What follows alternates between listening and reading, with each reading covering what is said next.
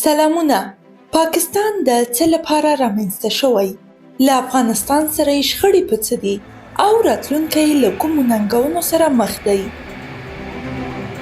که د پاکستان تاریخ ته ځغلنده نظر وکړو، په دې به وپوهیږو چې پاکستان چا او د کومو موخو لپاره رامنځته کړی.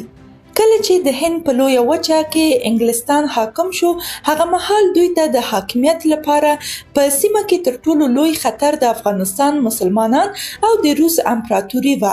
د افغانستان مسلمانانو به تل د هېواد د دفاع لپاره د انګلستان د تاریخي جګړو مخه نیوله او انګلیس ته اجازه نه ورکوله چې افغانستان کې حاکم نظام وپرځوي. دغه دفاعي جګړې د دې لامل شوې چې د انګلیس د پرمختګ مخه ډپ کړي او له دې سیمې څخه یې شاتګ ته مجبور کړي. هغه مهال انګریزانو 2 بریدونه پر افغانستان وکړل ترڅو افغانستان تر خپل کنټرول لاندې راولي، مسلمانان وځپي او په سیمه کې د شوروي اتحاد د نفوذ مخه ونیسي. خو دواړه حملې د افغانانو د کلک مقاومت له امله له ماتې سره مخ شوې. کله چې امیر عبدالرحمن خان واک ته ورسید، هغه مهال افغانستان د بریټانوي هند او شوروي اتحاد ترمنځ د جګړو په ډګر ګرځېدلی و. امیر عبدالرحمن له هر پلوه تر سخت فشار لاندې و. د افغانستان سیاسي او اقتصادي وضعیت خراب و. بریټانویانو وړاندیز کړی و چې موږ به افغانستان ته د ډیورند کرښې د لاسلیک کولو لپاره وسلې او پیسې په دوامداره توګه ورکوو. دوی له افغانانو نور په تنګ راغلي وو او غوښتل یې پښتونخوا د آزادو قبایلو په سیمه بدله شي. نه د هند واک پرې چلوي او نه د هم افغان حکومت پرې کار لري. له دې وړاندې 2 جګړې له انګریزانو سره تېرې شوې وې او احتمال دا و چې روس یا بریټانوي هند په افغانستان حمله وکړي. د دې ترڅنګ کورني اختلافات او قبایلي سیمو کې نورې ستونزې هم وې. افغانستان، روس او بریټانوي هند اړتیا درلوده چې حد فاصلې باید وټاکل شي. یعنی دوی باید له یو بل څخه د ویرې کچه راکمه کړي او هر هیواد خپله سیمه کنټرول کړي، چې همداسې وشول. امیر عبدالرحمن خان ډیورند کرښه له بریټانویانو سره موقتا او مجبوراً ومنله. خو په ځینو تاریخي روایتونو کې دا هم ویل کېږي چې هیڅ داسې سند نه دی لیدل شوی چې ډیورند امضا شوی وي. خو ویل کېږي انګریزانو چې ډیورند کرښه لاسلیک کړه، هغه مهال د 3 واړو هیوادونو سرحدي اندېښنې له منځه لاړې او یو د بل پر وړاندې د برید له ویرې خوندي شول. وختونه تیریدل، خو یو وخت راغی چې بریټانیا غوښتل د خپلو موخو د ترلاسه کولو لپاره باید یو داسې سیمه او داسې حکومت ولري چې خپلې موخې پرې ترلاسه کړي. د 1940 میلادي کال د اګست میاشت وه. یو سړی په ډیلي کې په یوه تړلې خونه کې ناست و او په نقشه باندې یې کرښې ایستلې. د هغه مخې ته یو پنسل، څو کاغذونه او د نفوس جدولونه پراته وو. له همدې یوه پنسل سره هغه داسې کرښه ایستله چې ده ته یې هیڅ اټکل نه و چې د دې له امله به میلیونونه انسانان خپل کورونه پرېږدي. هغه نه پوهېده چې د دې پرېکړې له امله به سلګونه زره کسان ووژل شي. ان دا هم ورته معلومه نه وه چې هغه سیمې چې ترمنځ یې کرښه راکاږي په حقیقت کې چیرته موقعیت لري. له دې څو ورځې مخکې دغه سړي په خپل ټول ژوند کې هند نه و لیدلی. د هند په اړه یې ان یو ټکی هم نه و لیکلی. هغه ته دا هم معلومه نه وه چې پنجاب چیرته دی، لاهور چیرته دی او بنګال چیرته دی. خو د بریټانوي حکومت غوښتنه همداسې یو کس و، یو داسې څوک چې د هند او پاکستان ترمنځ پوله وکاږي. نه د کانګرس په ګټه وي او نه د مسلم لیگ، بلکې د دوی خپل کس وي. بریټانیا له هند څخه په وتلو وه. علت یې دا و چې د 2مې جګړې پر مهال یې شخړې په زیاتېدو وې. دوی په روښانو ټکو اعلان وکړ چې بریټانیا له هند څخه وځي او د 1940 زیږدیز کال د اګست په 15مه به دغه هیواد ته خپلواکي ورکړي. خو یو مهم شرط یې درلود، هغه دا چې دغه هیواد به په 2 برخو ویشل کیږي. تر دې وخته پورې بریټانویانو دا درک کړې وه چې هغوی د باروتو څخه په یوه ډکه بیړۍ کې ناست دي، داسې بیړۍ چې اور پکې بل شوی. د دوی باور دا و چې باید هر څومره ژر چې کېږي له دغه ځایه ووځي. خو باید یو داسې حکومت هم ولرو چې زموږ ګټې په سیمه کې خوندي پاتې شي. دوی د پریکړې ته رسیدلي وو که موږ ټول هند تر خپل لاس لاندې هیواد په توګه وساتو نو شاید زموږ له امرونو سرغړونه وکړي. نو ځکه یې د دوو هیوادونو نظریه رامنځته کړه. له ویش وړاندې د هند کانګرس ته دا پوښتنه راپورته شوه چې د دواړو هیوادونو نومونه به څه وي. محمد علي جناح غوښتل چې د خپل هیواد نوم یې پاکستان وي، خو کانګرس غوښتل د هند نوم د هماغه هند پاتې شي. د کانګرس د مشرانو دریځ دا و چې که له هند څخه پاکستان جلا کیږي نو هند ولې خپل نوم بدل کړي. خو له دې هم مهمه پوښتنه دا وه چې که دواړه هیوادونه ویشل کیږي نو پوله به چیرته وي. د همدې ستونزې له امله بریټانیا له لندن څخه داسې یو کس وټاکه چې له هند سره یې هیڅ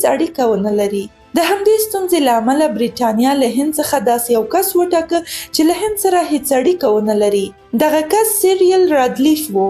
د 1940 کال د جولای په 8 کې رادلیف هند ته ورسید. هغه فکر کاوه چې د دې ویش لپاره به کافي وخت ولري، خو یوازې د اګست تر 15 پورې وخت ورکړل شو. که څه هم په عمومي ډول د ویش اساس روښانه و. هغه دا چې په کومو سیمو کې چې د مسلمانانو اکثریت وي هغه به پاکستان ته ځي، او په کومو سیمو کې چې د هندوانو او سیکهانو اکثریت وي هغه به هند کې پاتې کیږي. خو د رادلیف سره شته نقشه دقیقه نه وه او د نفوس شمیرې هم دومره باوري نه وې. د رادلیف مخې ته 2 ښارونه تر ټولو ستونزمن ښکارېدل: کلکته او لاهور.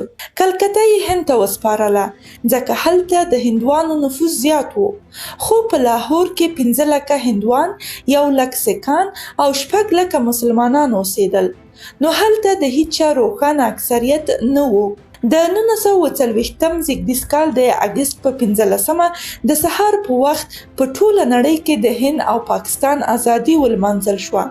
خو په میلیونونو خلک نه پوهېدل چې دوی د کوم هیواد تابعیت لري. حتی د ولسوالیو مامورینو ته هم دا معلومه نه وه چې دوی باید چیرته راپور ورکړي، ډیلی ته که کراچۍ ته. د اګست په 18 دا پولې په عامه توګه خلکو ته اعلان شوې. په پنجاب کې د انسانانو په تاریخ کې تر ټولو لویه کډوالي ولیدل شوه. رادلیف د کرښې په شاوخوا کې 50 لکه سیکهان او هندوان د پاکستان په پنجاب کې پریښي وو، او تر 50 لکو زیات مسلمانان د هند په پنجاب کې پاتې شوي وو. اوس د ټولو خلکو ته اړینه وه چې خپل کورونه پرېږدي او هغه هیواد ته لاړ شي چې د دوی وو، یو داسې هیواد چې له دوی څخه ډیرو خلکو هیڅ کله هم لیدلی نه وو. د پنجاب پر سړکونو په دوړو او غبار کې د 50 میلو په اوږدو کې د انسانانو اوږده کتارونه روان وو. په ریلګاډو کې زاړه خلک ناست وو، د مور او پلار پر اوږو ماشومان وو او پر سرونو یې هغه سامان وو چې د دوی ټوله شتمني وه. دغه ټول خلک د داسې یو هیواد پر لور روان وو چې هیڅ کله یې نه وو لیدلی. نو ښکاره خبره ده چې خلک ډیر ناراضه وو. تر ټولو ویرونکی مثال هغه ریلګاډی و چې خلکو ورته ګوسټ ټرینز ویل. د اګست د 15 په ماښام د امرتسر ریلوې سټیشن کې له لاهوره د راتلونکي 10 نمبر ریلګاډي انتظار کېده. عموماً به هر داسې ریلګاډي کې خلک پر دروازو ورماتېدل، یو بل به یې ټیل وهل او ډیره ګډوډي به وه. خو دغه ریلګاډی چې راغی هیڅ داسې ونه شول. له دغه ریلګاډي هیڅوک ښکته نه شول او یوه ویرونکې چوپتیا خپره وه. کله چې دروازه خلاصه شوه معلومه شوه چې ریلګاډی له مړو څخه ډک دی. د دغه ګاډي پر دیوال په لویو تورو لیکل شوي وو: دغه ګاډی زموږ د خپلواکۍ ډالۍ ده. خو دا یوازینی ریلګاډی نه و. داسې ټرینونه له دواړو خواو راتلل، له پاکستانه هند ته او له هند څخه پاکستان ته. اوس هم کله کله په کشمیر د هند او پاکستان شخړې رامنځته کیږي. دوی د ډیورند د کرښې له لاسلیک 53 کاله وروسته د علي جناح په مشرۍ پاکستان له هند او افغانستان څخه په جلا شوې ځمکه کې رامنځته کړ، خو له پاکستان څخه بنګلادیش هم ازادي ترلاسه کړه. بریټانیې علي جناح یو سمبولیک مشر په توګه رامخته کړ. په دریو هیوادونو یې مسلمانان وویشل او پاکستان هیواد مشري یې جناح ته ورکړه ترڅو په دغه سیمه کې مسلمانان وویشل شي او مقاومت یې کمزوری شي. حال دا چې د بریټانیا هم هدف همدا و چې مسلمانان سره په دریو هیوادونو کې وویشي. یوه برخه هند، بله برخه پاکستان او دریمه برخه چې د انګریزانو له مهمو هدفونو څخه وه د پښتنو ویش و او هغه یې پر ډیورند فرضي کرښه باندې سره وویشل. دغه مهال پښتانه ډیر قوت کې وو، ټول په یوه اتفاق وو او په یوه سیمه کې اوسېدل. نه یې د هندوانو حکومت منلو او له انګریزانو سره خو یې له پخوا دښمني درلوده. نو بالاخره په 1940 زیږدیز کال کې د پاکستان په نوم هیواد رامنځته شو. د ډیورند کرښې هغه غاړې پښتانه آزاد قبایل وګڼل شول او هند سره یې هم سرحد وټاکه. دغه مهال په افغانستان کې محمد ظاهر شاه واکمن و. د هغه هم کوم څه په توان پوره نه و. ظاهر شاه یوازې په سیاسي برخه کې د پاکستان مخالفت وکړ. पाकिस्तानी आर्मी और बांग्लादेश रेवोल्यूशनरीज के बीच एक तरफ बड़ा घमासान د پاکستان مالی او نظامی ملاتړ بریتانیې کوه. د پاکستان رامنځته کېدل، اداري جوړښت، مالی امکانات او رسمیت پیژندنه ټول د انګلیس په مالی او سیاسي مرسته ترسره شول. سیاسي شنونکي وایي انګلیس خپله پروژه سمدلاسه پاکستان ته وسپارله او خپله یې له سیمې شاتګ وکړ. نو معلوماتو ته په کتو باید په دې پوه شو چې پاکستان د یوه خاص هدف لپاره د یوې پروژوي ډلې په څیر رامنځته شوی. دوی ته تل د نورو لخوا ځانګړي اهداف ورکول کیږي او پاکستان یوازې همدغه اهداف تعقیبوي. په دې وروستیو کې هم ویل کیږي چې پاکستان د ځینو هیوادونو په مرسته پر افغانستان پروژې عملي کولې او هغه سیمې یې په نښه کولې چې امریکایي وسلې پکې موجودې وې. اوس راځو دې ته چې بنګلادیش کله او څرنګه رامنځته شو. کله چې بنګالیانو چې هغه مهال د پاکستان په ختیځه برخه کې اوسېدل د خپلو حقونو او خپلواکۍ غوښتنه وکړه، نو د پاکستان د هغه وخت چارواکو په لومړي غبرګون کې دغه کسان د هند اجنټان وبلل. هند ته د ختیځ پاکستان نږدېوالی له هندي بنګالیانو سره د هغوی تاریخي اړیکې او له دوی سره فرهنګي نږدېوالی د دې شک تر شا اصلي لاملونه وو. د بیلیدو هغه غیر طبیعي لیکه چې په لویدیځ پاکستان کې د وینو په بیه ښکل شوې وه په ختیځ پاکستان کې موجوده نه وه. عجیبه خبره خو دا ده چې د آل انډیا مسلم لیگ ګوند بنسټ چې د مسلمانانو لپاره یې جلا هیواد غوښته هم په همدې سیمه کې ایښودل شوی و. خو د جناح هغه مفکوره چې غوښتل یې په هند کې د لږکیو لپاره لا ډیر سیاسي او قانوني حقوق ورکړل شي، د هغو پاکستاني مشرانو لخوا چې تر هغه وروسته په واک شول پرېښودل شوه. پاکستاني حاکمانو د بنګالیانو غوښتنې رد کړې او د هغوی پر ضد یې له زور څخه کار واخیست چې په پایله کې په ختیځ پاکستان کې د خپلواکۍ خوځښت رامنځته شو او بالاخره په 1991 کال کې د بنګلادیش حکومت جوړ شو. دا د 24 کلونو په جریان کې دویم بیلیدل وو چې بیا یې هم د میلیونونو بنګالیانو ژوند واخیست. پر زرګونو بنګالي ښځو جنسي تیری وشو، روشنفکران وربړول شول او کورونو ته یې اور ورته شو. پاکستان د 1991 کال د عام وژنې له کبله هیڅکله هم له بنګلادیشه بخښنه نه ده غوښتې او په رسمي توګه دغه شخړه داسې توجیه کوي چې هندوستان دغه خلک د پاکستان پر ضد پارول. د پاکستان او افغانستان ترمنځ اړیکې د جغرافیې، تاریخ، قومي جوړښت او نړیوالو سیاسي حالاتو له امله جوړې او اغېزمنې شوي دي. دواړه هیوادونه شاوخوا 2640 کیلومتره اوږده او غرنیزه پوله لري چې د ډیورند فرضي کرښې په نوم پیژندل کیږي. دغه پوله له یوې پیړۍ زیات وخت راهیسې د سیاسي شخړو، وسلوالو نښتو او ډیپلوماټیکو ترینګلتیاوو مرکز پاتې شوې ده. د پاکستان او افغانستان اوسنۍ او تاریخي شخړې هغه وخت سمې درک کېدای شي چې د استعماري شالید، د پښتون ملت پالنې موضوع، د سړې جګړې پیر پر افغانستان د شوروي یرغل او له 2021 زیږدیز کال وروستي بدلونونه وڅېړل شي. که څه هم دواړه هیوادونه ژور کلتوري او دیني تړاوونه لري، خو بې باوري او امنیتي اندېښنې لا هم د هغوی پر اړیکو اغېز کوي. د دواړو هیوادونو ترمنځ د شخړو ریښې 1893 کال ته رسیږي. هغه مهال چې بریټانوي استازي د ډیورند تړون له امیر عبدالرحمن خان سره لاسلیک کړ. وروسته د افغانستان حکومت استدلال کوه چې دغه تړون جبري او موقتي و، خو بریټانوي هند دا یوه رسمي نړیواله پوله بلله. کله چې پاکستان رامنځته شو نو ډیورند کرښه د خپلې لویدیځې پولې په توګه وپیژندله، خو افغانستان د دې پولې مشروعیت تر پوښتنې لاندې راوست او په بشپړ ډول یې ونه منله. د ډیورند کرښې په اړه د افغانستان مخالفت د پاکستان له خپلواکۍ وروسته د ترینګلتیاوو لوی لامل شو. په 1940 کال کې افغانستان یوازینی هیواد و چې د ملګرو ملتونو په سازمان کې د پاکستان د غړیتوب پر ضد رایه ورکړه، ځکه چې د پولې شخړه لا حل شوې نه وه.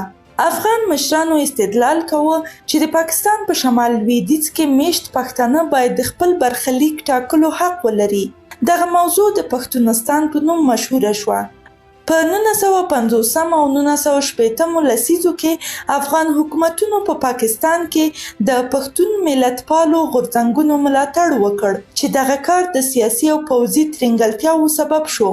پاکستان دغه ملاتړ په خپلو کورنیو چارو کې لاسوهنه او د خپلې ځمکنۍ بشپړتیا پر ضد ګواښ وباله. دغه شخړه ډیر ژر وسلوالو نښتو ته ورسېده. د 1940 کال وروسته په لومړیو کلونو کې د افغان او پاکستاني ځواکونو ترمنځ څو سرحدي پیښې وشوې. په 1960 او 1961 کلونو کې ویل کېږي چې افغان ځواکونو د باجوړ سیمې ته ننوتل. پاکستان پوځي غبرګون وښود او ډیپلوماټیکې اړیکې موقتاً پرې شوې. که څه هم دا نښتې پراخې نه وې، خو د دواړو حکومتونو ترمنځ بې باوري یې زیاته کړه. سرحدي سیمې بې ثباته پاتې شوې او قبایلي سیمې د امنیت له پلوه حساسې وګرځېدې. د سړې جګړې پر مهال نړیوال سیاست د دواړو ګاونډیو هیوادونو پر اړیکو ژور اغیز وکړ. پاکستان د امریکا متحده ایالاتو نږدې متحد شو. افغانستان بیا د بې طرفۍ سیاست غوره کړ، خو له شوروي اتحاد څخه یې اقتصادي او پوځي مرستې ومنلې. دغه توپیر په بهرني سیاست کې شکونه زیات کړل. په 1983 کال کې محمد داود خان په افغانستان کې د سلطنت پرځولو وروسته واک ته ورسېد. هغه د پښتونستان د موضوع کلک ملاتړ کاوه او پر پاکستان یې فشارونه نوي کړل. په جواب کې پاکستان په افغانستان کې د اسلام پالو مخالفو ډلو ملاتړ پیل کړ. دغه کار د دواړو هیوادونو په کورنیو چارو کې د نیابتي لاسوهنې پیل دی. په 1990 کال کې پر افغانستان د شوروي اتحاد یرغل وضعیت په بشپړه توګه بدل کړ. افغانستان د سړې جګړې د اصلي ډګر په توګه بدل شو. میلیونونه افغان کډوال د تاوتریخوالي له امله پاکستان ته وتښتېدل. حتی ویل کېږي چې پخواني ولسمشر ډاکټر نجیب الله هم د همدې کرښې قرباني شو. له هغه وروسته حکومتونو هم وخت په وخت خپل نظرونه د همدې کرښې په اړه ورکړي. دغه کرښه نه مني او تر نن ورځې هر یو حکومت دا وایي چې دغه کرښه جبري ده. د دواړو غاړو پښتانه هم همدا نارې وهي. د پاکستان لپاره یوازې پښتانه سرخوږی نه ده، بلکې له لسیزو را په دې خوا بلوڅانو هم د ازادۍ لپاره جګړې پیل کړي او تر ننه روانې دي. حتی میرمنو یې هم وسلې غاړو ته اچولي او جګړه کوي. په پایله کې د تاریخي شالید درک کول اړین دي څو وپوهیږو چې ولې دا شخړې رامنځته شوي او ولې تر اوسه دوام لري. د پاکستان او افغانستان اوسني او تاریخي شخړې د استعماري دورې د ډیورند کرښې تړون او سیالي کوونکو امنیتي ګټو کې ریښې لري. که څه هم وسلوالې نښتې ډیر وخت محدودې وي، خو نیابتي لاسوهنې او توندلارې شبکې اوږدمهاله بې ثباتي رامنځته کړې. د پولې شخړه لا هم په افغان سیاسي فکر کې نه ده حل شوې او پاکستان پر خپل حقوقي دریځ ټینګار کوي. د کډوالو تګ راتګ، سوداګریز اختلافات او وسلوال فعالیتونه اوسنۍ ترینګلتیاوې ډیروي. د دوامدارې سولې لپاره دواړه هیوادونه باید باور رامنځته کړي، د پولې اداره ښه کړي، امنیتي اندېښنې په ګډه حل کړي او اقتصادي همکارۍ ته لومړیتوب ورکړي.